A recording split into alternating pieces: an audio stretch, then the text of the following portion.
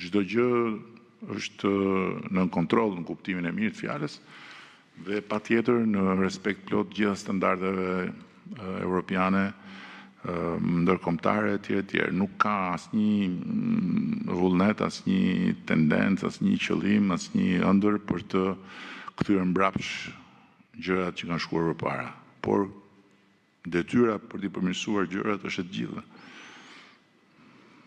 Oliver Dalmuça nga MSN Televizion.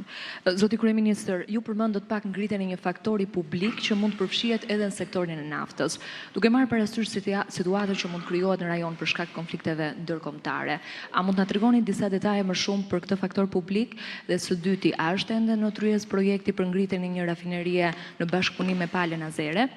Dhe ju lutem për të kuptuar pak në raport me integrimin, u the këtu po për ta qartësuar, mundësia për të integruar në mënyrë të pjesshme ose me faza, pra pa veto dhe pa komisioner, do të kërkonte prekjen e trakteve të brendshme të Bashkimit Evropian dhe ndoshta edhe një reformë të brendshme në Union. A mendoni që kjo do ta shtynte procesin për Shqipërinë? Dhe shumë shkurtimisht thjesht për të qartësuar pak pyetjen që u bë më herët, a mund të ndani me ne cilët janë këto faktorë që folët që mund të ndikojnë në projektin e Porto Romanos?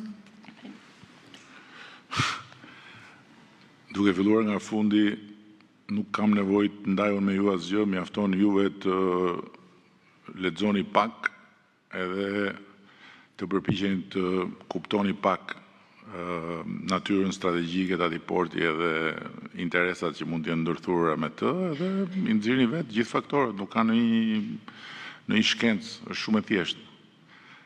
Ju mendoni që gjithë bota mezi po pret të ndërtohet një port i ri që të shërbejë si bazë e NATO-s në Shqipëri?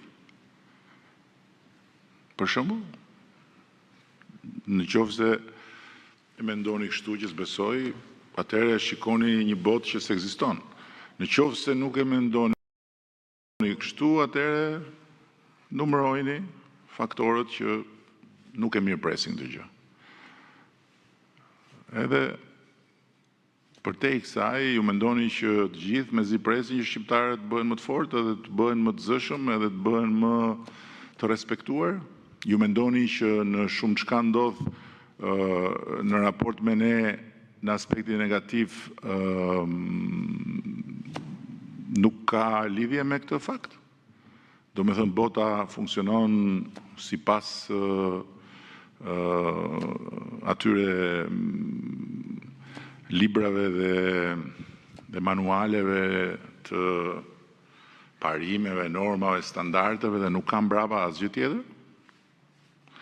Unë mendoj që jo. Unë mendoj që fuqizimi ynë që është real, ngritja jonë që është reale, zëri ynë që është real, nuk i ka lumturuar gjithë dhe nuk e presin gjithë me kënaqësi që shqiptarët të kenë një dominancë në një nyje strategjike të tregtisë edhe të mobilitetit mund mes të Europës.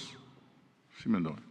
Mendoni ju që të tjerët dikur kur e synonin Shqipërinë si bazë, si marrëdhënie, si ishin budallej edhe ishin të vendet vogla ato që i nguleshin këtu edhe donin me çdo kusht kishin këtu një këmbë?